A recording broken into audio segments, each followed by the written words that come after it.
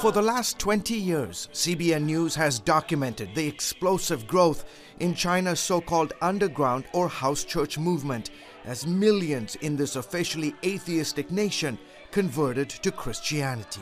Experts say what's been happening in China is part of an unprecedented revival that has practically touched every corner of the country, leading some to predict that China could become the world's most Christian nation by 2030.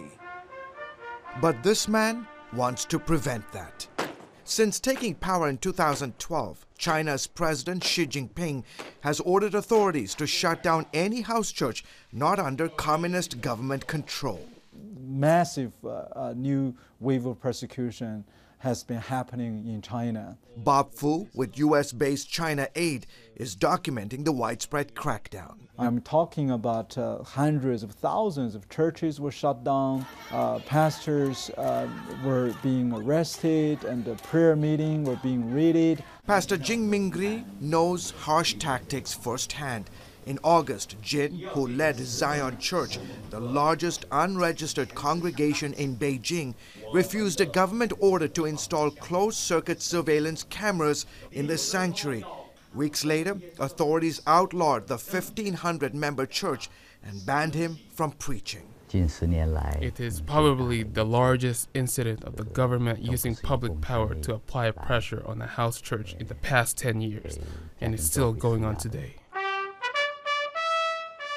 Bob Fu says the crackdown is part of President Xi's ambition of cynicizing Christianity with Chinese characteristics and insisting that Christians pledge political loyalty to him and the Communist Party.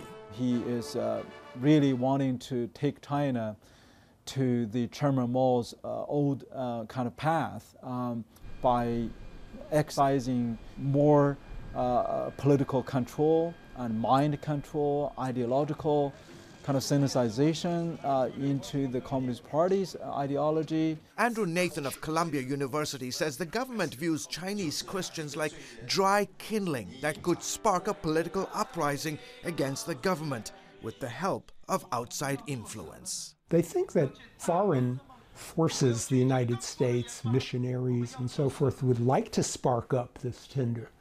So they don't see it only in a domestic context, they see it in a strategic context as well.